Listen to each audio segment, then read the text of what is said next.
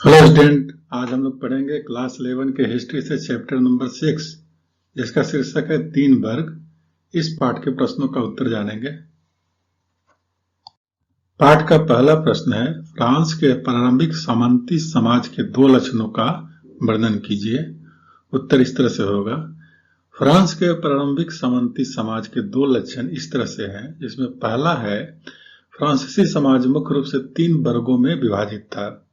पहला है पादरी, दूसरा है अभिजात वर्ग और तीसरा है कृषि वर्ग, किसान। पश्चिमी चर्च के अध्यक्ष पोप होते थे और कैथोलिक चर्च से संबंध रखते थे।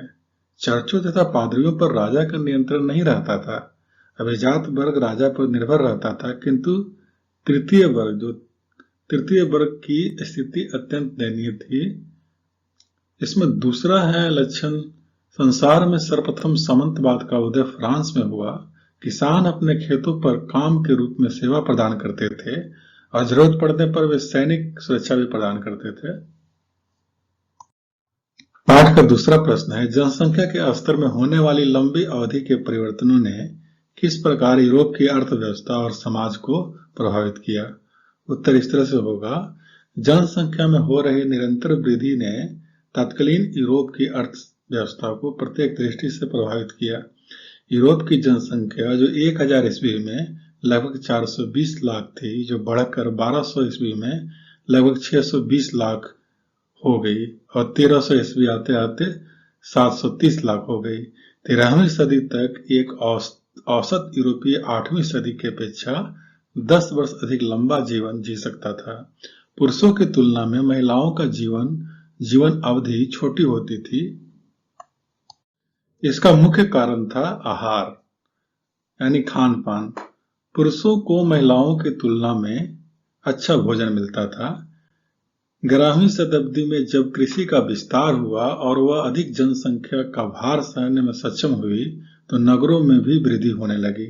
नगरों में हाट बाजार, वाणिज्य केंद्र विकसित हो गए और अर्थव्यवस्था की गतिशीलता धारण कर ली। लोग आकर नगरों में रहने लगे और कालांतर में पश्चिम एशिया के साथ व्यापारिक मार्ग स्थापित हो गए।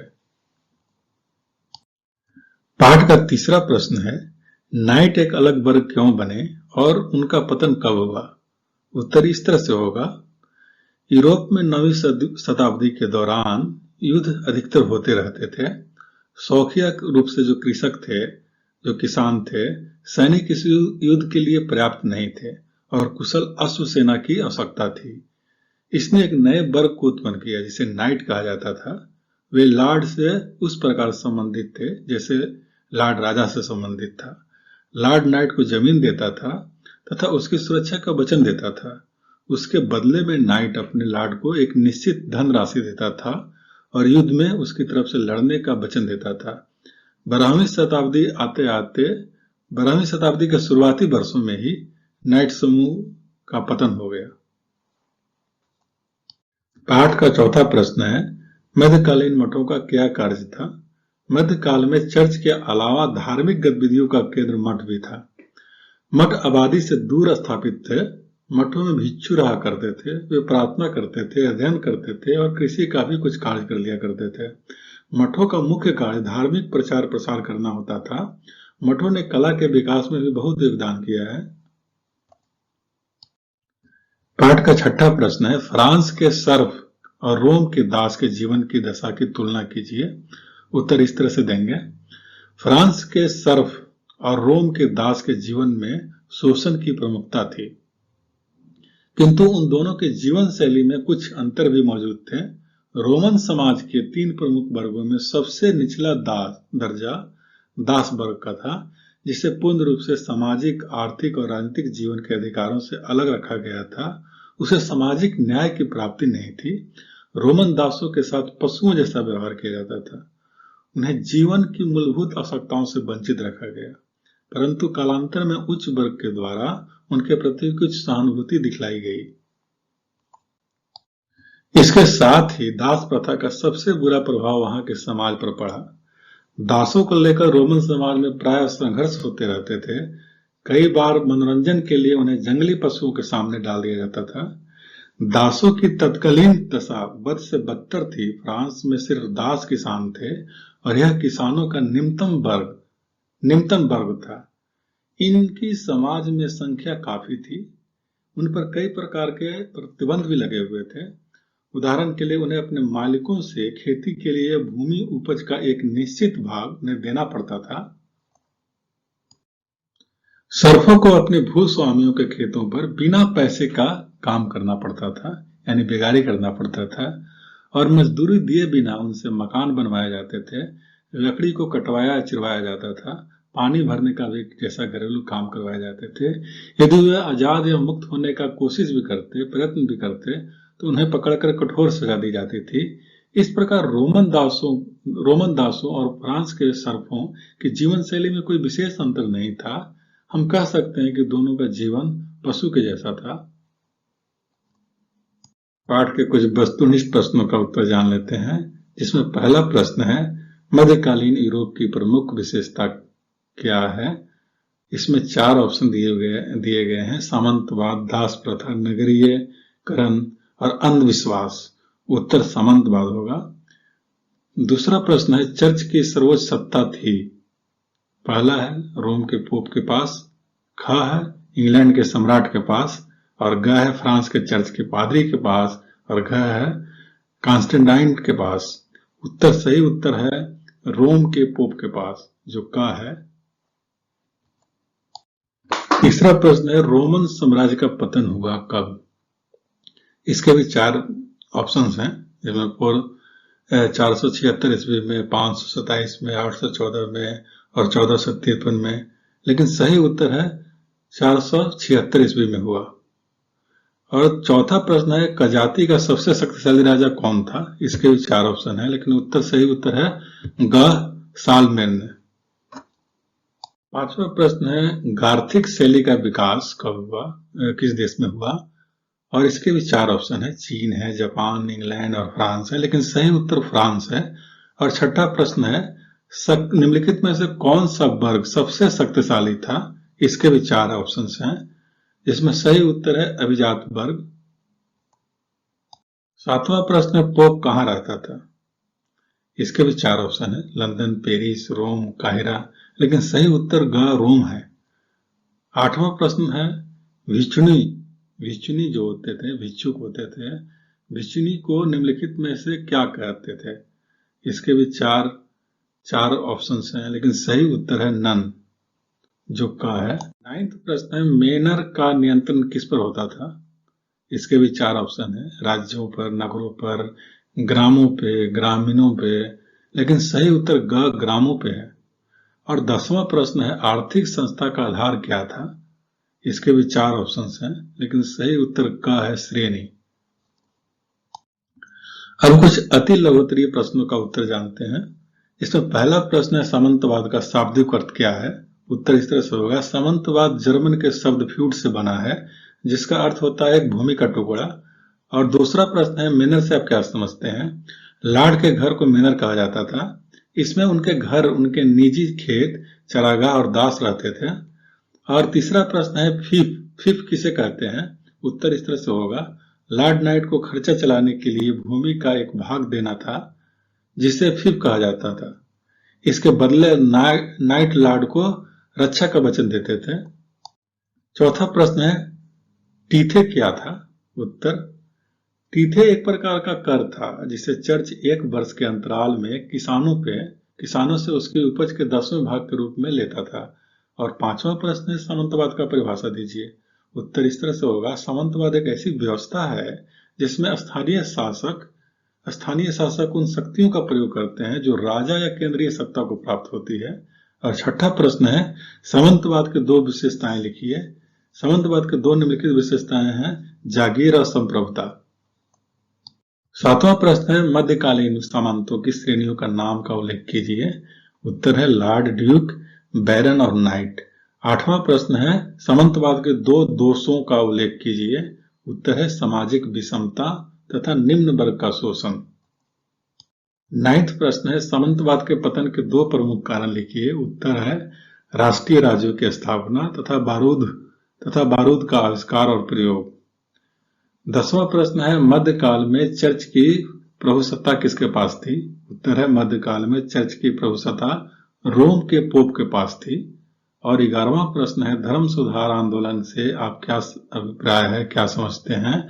उत्तर इस तरह से होगा, मध्यकाल में चर्च और पोप के अत्याचारों से असंतुष्ट होकर मार्टिन लूथर तथा क्वालिन जैसे धर्म सुधारकों ने जो आंदोलन चलाया उसे ही धर्म सुधार आंदोलन कहा जाता है। इसी धर्म सुधार आंदोलन के परिणाम स्वरूप प्रोटेस्ट धर्म की नींव पड़ी थी। 12वां प्रश्न है मध्यकाल की प्रारंभिक शताब्दी के काल को अंधकार का युग क्यों कहा जाता है? उत्तर इस तरह से होगा, मध्यकाल की जो प्रारंभिक शताब्दियों में सामंतवाद तथा चर्च की संप्रभुता के कारण सभ्यता व संस्कृति के विकास की गति बहुत धीमी पड़ गई थी, इसलिए इस काल को अंधकार का युग कहा जाता है। और 13वां प्रश्न है मध्य युग में चर्च की सर्वोच्चता के क्या कारण थे? उत्तर इस तरह से होगा, मध्य युग में यूरोप की अंधविश्वासी व अज्ञानी जनता चर्च को सर्वोत्तम सत्ता मानकर उसकी इच्छाओं का पालन करती थी तथा पोप को ईश्वर का दर्जा देती थी। फलस्वरूप चर्च को सर्वोच्चता प्राप्त हो गई थी। प्रश्न संख्या 14 इस तरह से है, मध्यकाल में धर्म युद्ध क्यों हुए? उत्तर इस तरह से होगा, मध्यकाल में ईसाई तथा इस्लाम धर्मों के अनुयायियों के बीच सत्ता संघर्ष के लिए धर्म युद्ध हुए। और 15वां प्रश्न है आज के युग में सामंतवाद को बुरा क्यों समझा जाता है? उत्तर इस तरह से होगा, आज के युग में स्वतंत्रता और समानता की भावना शक्तिशाली बन चुकी है और मानव के द्वारा मानव का शोषण किया जाना अनुचित समझा जाता है। इसी कारण आज सामंतवाद एक बुरा शब्द बन चुका है। अब कुछ लघु उत्तरीय प्रश्नों का उत्तर जान लेते हैं, जिसमें पहला प्रश्न है यूरोप में अभिजात वर्ग की दशा क्या थी? उत्तर इस तरह से होगा, यूरोप में अभिजात वर्ग की दशा इस प्रकार थी। इसमें पहला है यूरोप में अभिजात वर्ग राजा के अधीन था जिसका समाज में महत्वपूर्ण स्थान था। वस्तुतः भूमि पर उनका ही अधिकार होता था। और दूसरा है अभिजात वर्ग जागीरदार होता था जो दास की रक्षा करता था, बदले में वह उसके प्रति निष्ठावान रहता था। तीसरा है अभिजात वर्ग की एक विशेष स्थिति थी, उसके पास संपूर्ण अधिकार होते थे। और चौथा है वह सैन्य शक्ति, सैन्य क्षमता बढ़ा सकता था और युद्ध के नेतृत्व को भी कर सकता था। पांचवा है उसका स्वयं का न्यायालय होता था, वह अपनी मुद्रा भी प्रचलित कर सकता था। दूसरा प्रश्न है मध्यकाल की प्रारंभिक शताब्दियां पश्चिमी यूरोप में अंधकार का युग क्यों कहलाती है? उत्तर इस तरह से होगा, मध्यकाल की प्रारंभिक शताब्दियों में पश्चिमी यूरोप में अंधकार युग कहे जाने के कुछ निम्नलिखित कारण हैं, जिसमें पहला है पोप की निरंकुशता के कारण राजनीति और धर्म के बीच संघर्ष चलता रहता था। इससे लोगों में राष्ट्रीयता की भावना का विकास में बाधा पहुंचती थी। और दूसरा है इस युग में अधिकांश जनसंख्या अशिक्षित व अज्ञानता के अंधकार में डूबी हुई थी। और तीसरा है शासन की निरंकुशता के कारण भी जनता दुखी थी। चौथा है इस युग में अराजकता और अव्यवस्था की स्थिति बनी रहती थी। तीसरा प्रश्न है यूरोप की सामंतवादी व्यवस्था की क्या विशेषताएं थी? उत्तर इस तरह से होगा, मध्यकालीन यूरोप की जो प्रमुख विशेषता थी वो सामंतवादी प्रथा थी। सामंतवाद के अंतर्गत राज्य की संपूर्ण भूमि पर राजा का अधिकार होता था। राजा की भूमि को अपने विश्वास पात्र, स्वाभिमानी और कर्तव्यनिष्ठ सामंतों को दे देता था। ये सामंतवाद ड्यूक या अर्ल कहलाते थे। ड्यूक अपनी भूमि का कुछ भाग छोटे ला को दे देते थे। इन ला को बैरन कहा जाता था। सामंतवादी प्रथा में निम्न श्रेणी में किसान आते थे। किसानों की एक वर्ग को सर्फ कहा जाता था, कृषि दास भी कह सकते हैं। इस प्रकार से सामंतवाद में भूमि संबंधी अधिकार वंश परंपरा पर आधारित था। चौथा प्रश्न है मठों में भिक्षुओं द्वारा पालन किए जाने वाले मुख्य नियम क्या थे? मठों में भिक्षुओं द्वारा पालन किए जाने वाले मुख्य नियम इस प्रकार हैं, जिसमें पहला है बेनेडिक्टाइन मठों में भिक्षुओं को बोलने की आज्ञा नहीं थी। वे कुछ विशिष्ट अवसरों पर ही बोल सकते थे। भिक्षुओं को विनम्रता का व्यवहार करना आवश्यक था। कोई भिक्षु निजी संपत्ति नहीं रख सकता था। आलस आत्मा का शत्रु है, इसलिए भिक्षुओं को भिक्षुणियों को निश्चित समय में शारीरिक श्रम और निश्चित अवधि में पवित्र पाठ करना होता था। मठ का निर्माण इस प्रकार किया जाता था कि आवश्यकता की समस्त वस्तुएं एक जगह हो, जल, चक्की, उद्यान, कार्यशाला आदि उसकी सीमा के अंदर ही होते थे। पांचवा प्रश्न है, मध्यकालीन यूरोप में पोप के विशेषाधिकारों का वर्णन कीजिए। उत्तर इस तरह से होगा। मध्य युग में रोम के पोप के निम्नलिखित अधिकार थे। वह किसी भी ईसाई धर्म के अनुयायी राजा को आदेश दे सकता था और उसे धर्म से अलग भी कर सकता था। उसको राज्य अधिकार की मान्यता को समाप्त भी कर सकता था। पोप की अपनी सरकार, अपना कानून, अपना न्यायालय, अपनी पुलिस और अपनी सामाजिक एवं धार्मिक व्यवस्था थी। पोप रोमन कैथोलिक धर्म के अनुयायी राजाओं के अतिरिक्त आंतरिक मामलों में भी हस्तक्षेप कर सकता था। पोप रोमन कैथोलिक जनता से कर वसूल किया करता था और चर्च के नियमों के अनुसार आचरण करने का आदेश देता था। पोप को रोमन कैथोलिक राज्यों के चर्च के लिए उच्च पदाधिकारियों को नियुक्त करता था और उसे पदच्युत करने का भी अधिकार प्राप्त था। छठा प्रश्न है, मध्य युग में नगरों का विकास के महत्व पर प्रकाश डालिए। उत्तर इस तरह से लिखेंगे। मध्य युग में यूरोप के सभी देशों, रूस, फ्रांस, इटली, इंग्लैंड आदि में अनेक नगरों का विकास हुआ। मध्यकालीन में रोम, वेनिस, जेनेवा, कुस्तुतिनिया, पेरिस, बर्लिन, म्यूनिख, मैनचेस्टर आदि नगरों का तेजी से विकास हुआ। इन नगरों का महत्व इस रूप से बढ़ा कि ये प्रशासनिक दृष्टि से सत्ता के महत्वपूर्ण केंद्र बन गए थे और इन नगरों का सांस्कृतिक दृष्टि से अधिक महत्व हो गया था। ये कला, विज्ञान, धर्म और शिक्षा के उत्थान के केंद्र बन गए। इसमें दुर्ग, सार्वजनिक भवन, चर्च और शिक्षा संस्थान प्रमुख थे। मध्यकाल में नगरों के माध्यम से व्यापार के क्षेत्र में क्रांतिकारी प्रगति हुई। नए नए आवागमन के मार्ग विकसित हुए, व्यापारिक जल मार्ग भी खोजे गए, बंदरगाहों की भी स्थापना की गई, नाप तौल के नए ढंग विकसित हुए, छोटे एवं बड़े उद्योगों की स्थापना हुई, व्यापार का विकास बड़ी तेजी से हुआ। व्यापार के संदर्भ में आर्थिक व अन्य प्रकार के सुरक्षाओं के लिए श्रमिक संघों की स्थापना की जाने लगी।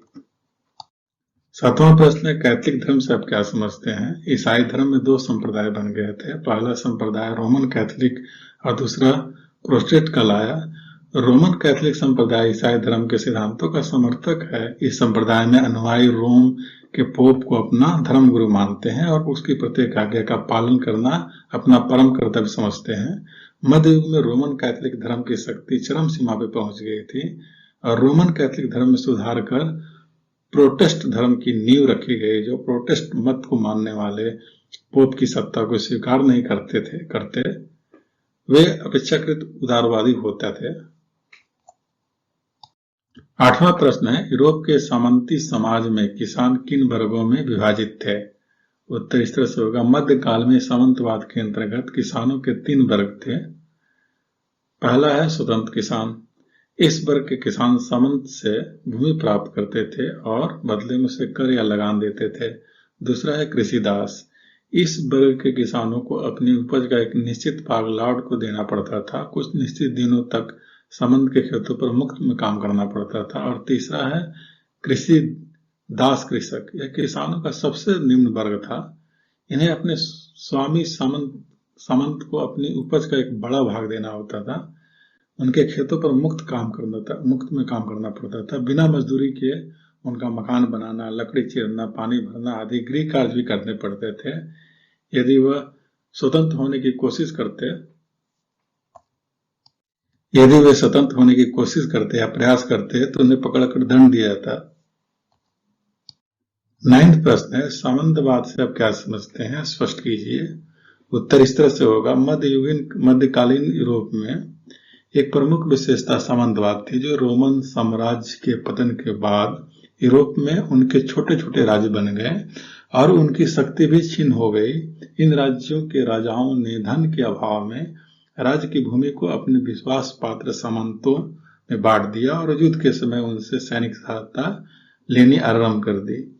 सामंतवाद में राज्य की संपूर्ण भूमि पर राजा का अधिकार होता था और राजा राज्य की भूमि को अपने विश्वास पात्र स्वाभिमानी और कर्तव्यनिष्ठ सामंतों को दे देता था। सामंतों को राजा से अधिकार प्राप्त होते थे। उन्हें सामंती अधिकार भी कहा गया है। भूमि वितरण की व्यवस्था ही यूरोप में सामंतवाद कहलाती है। यूरोप की सामंती व्यवस्था भारत की जमींदारी व्यवस्था के समान थी। यह प्रथा परंपरागत थी। सामंती प्रथा में राजा का स्थान महत्वपूर्ण और सर्वोपरि होता था। खेतिहर किसान, जिसे सर्फ भी कहलाते था, सामंत के चर्च के साथ तालमेल बनाकर रहते थे। ये सामंत अपनी शक्ति और सामर्थ्य के अनुसार स्थायी सेना रखते थे और राजा के दरबार में उपस्थित होकर उन्हें उपहार और भेंट आदि दिया करते थे। ये राजा के दरबार में आकर समय समय पर शासन संबंधी विषयों पर परामर्श दिया करते थे। 10वां प्रश्न है, सामंतवाद के उदय के क्या कारण थे? उत्तर इस तरह से होगा, सामंतवादी प्रथा के उदय के निम्नलिखित प्रमुख कारण थे, जिसमें पहला है सामंतवाद का विकास धीरे धीरे हुआ। तत्कालीन परिस्थितियां सामंतवाद के उदय के लिए उत्तरदायी थी। राज्यों में फैलने वाले अशांति और व्यवस्था के कारण ही सामंतवाद का उदय हुआ। सामंतों को अस्थायी व्यवस्था एवं प्रशासन सौंपना आवश्यक बन गया और राजनीति आर्थिक परिस्थितियों ने सामंतवाद को मुख्य रूप से जन्म दिया है। राजा सामंतियों के व्यय पर एक सुव्यवस्थित सेना रखने में समर्थ हो गए। चर्च के प्रभाव एवं संगठन तथा सामंतों एवं राजाओं के सहयोग से यूरोप में सामंतवाद का उदय हुआ। राज्य के संचालन एवं सुव्यवस्था के लिए भी सामंतवाद का उदय एक आवश्यक हो गया था। 11वां प्रश्न है, सामंतवाद के पतन के क्या कारण थे? उत्तर इस तरह से होगा, सामंतवाद के पतन के निम्नलिखित कारण थे, जिसमें पहला है सामंतों का पारस्परिक संघर्ष सामंतवाद के पतन के प्रमुख कारण थे। और धर्म युद्ध के कारण भी पूर्व तथा पश्चिम के लोग निकट संपर्क में आए और व्यापार में वृद्धि होने लगी। व्यापार का विस्तार भी सामंतवाद के पतन को लाने में सहायक सिद्ध हुआ। राजाओं की निरंकुशता में वृद्धि भी सामंतवाद के पतन के कारण बनी। चौथा है, राष्ट्रीय राज्यों की स्थापना ने यूरोप में सामंतवाद का पतन सुनिश्चित कर दिया। और पांचवा है, आधुनिक हथियारों तथा बारूद के आविष्कार ने यूरोप के युद्ध प्रणाली में परिवर्तन कर दिया और नई युद्ध प्रणाली के प्रयोग के फलस्वरूप सामंतवाद का पतन होने लगा। अब कुछ दीर्घ उत्तरीय प्रश्नों का उत्तर जानते हैं। इसमें पहला प्रश्न है, मध्यकालीन यूरोप समाज के प्रमुख वर्गों का वर्णन कीजिए। उत्तर इस तरह से होगा, मध्यकालीन यूरोप का समाज मध्य युग के यूरोपीय समाज में निम्नलिखित वर्ग थे। इसमें पहला था राजा। राजा सामंतवादी समाज में सर्वोच्च स्थान प्राप्त करता था। राजा राज्य की भूमि को सामंतों में बांट देते थे। और दूसरा है सामंत। राजा के बाद सामंतों का स्थान आता था। इनकी निम्नलिखित श्रेणियां थी,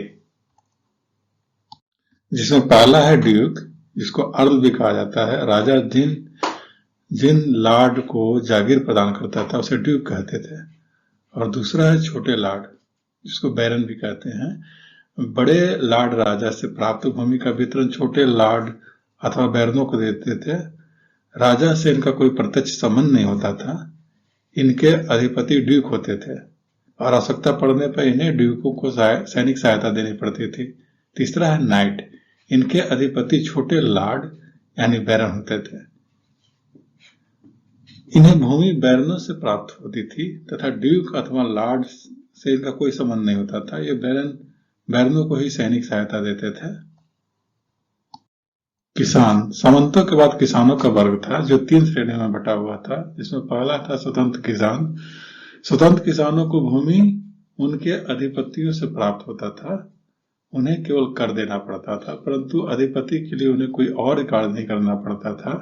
इसके अतिरिक्त उन्हें उपज का कोई अतिरिक्त भाग भी नहीं लिया जाता था। और दूसरा है कृषि दास। ये मध्यम श्रेणी के किसान होते थे। उन्हें अधिपतियों के खेतों पर कुछ दिन निःशुल्क कार्य यानी बेगार भी करना पड़ता था और उपज का एक भाग भी देना पड़ता था। तीसरा है सर्फ। निम्नतम श्रेणी के किसान सर्फ कहलाते थे। इनकी दशा अत्यंत शोचनीय थी।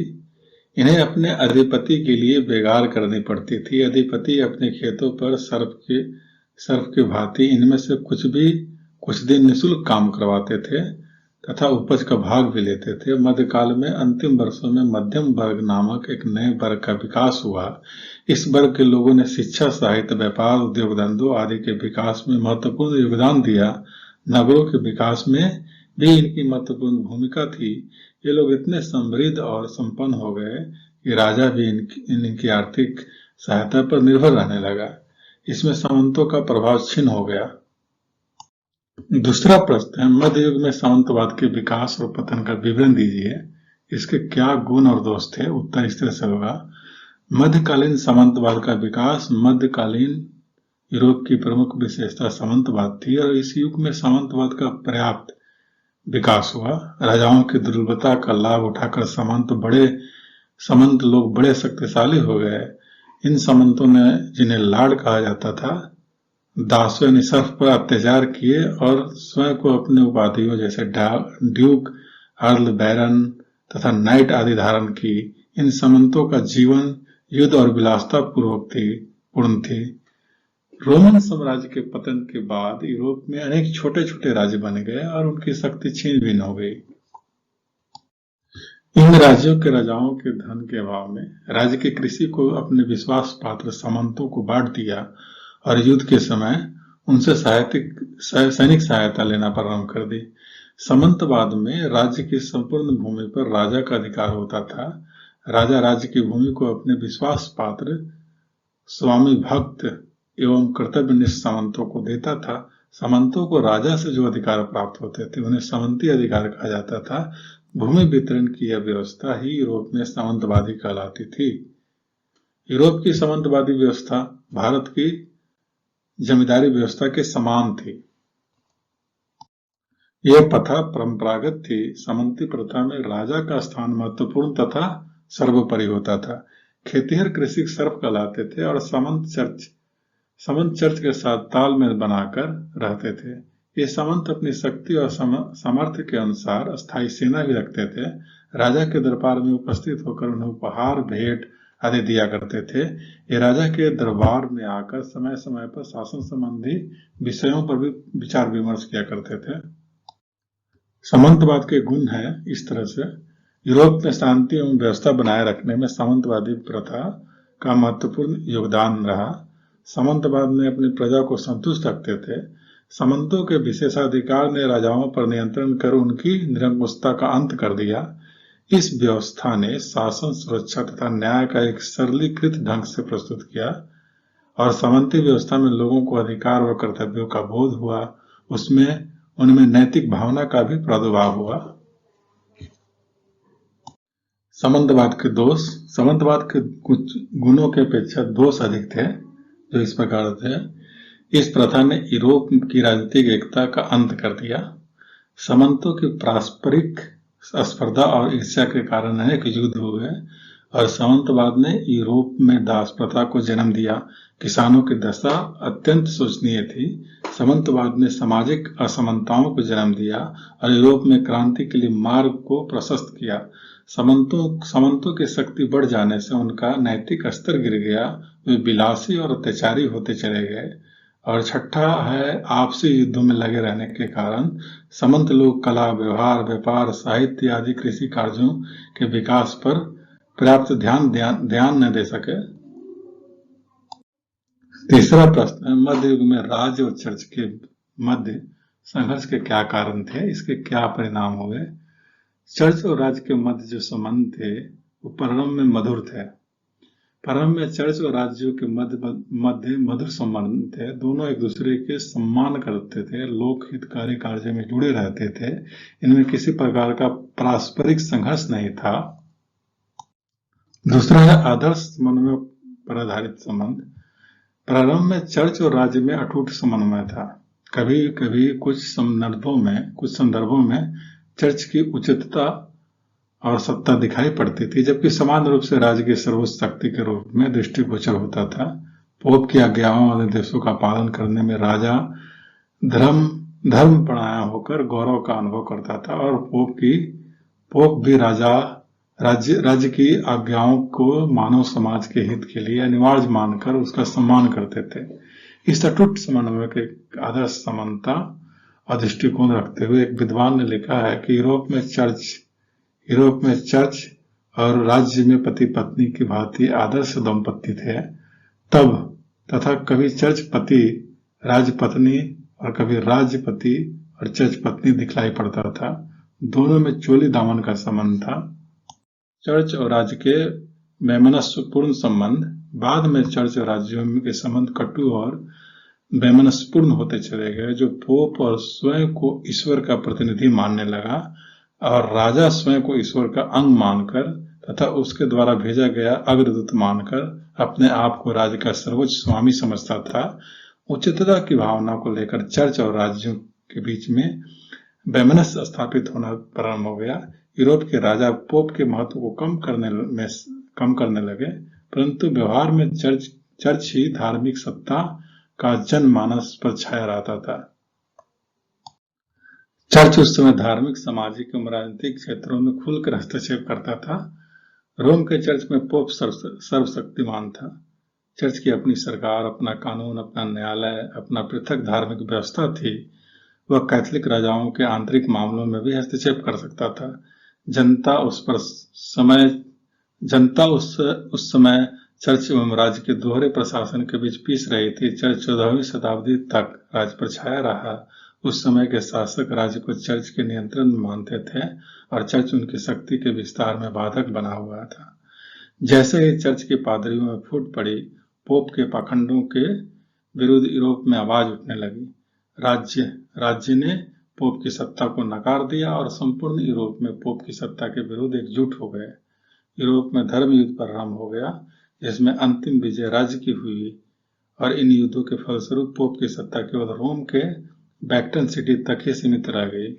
राजा के दैवीय अधिकार सिद्धांत ने राजा को असीमित अधिकार देकर पोप की सत्ता को कम कर दिया।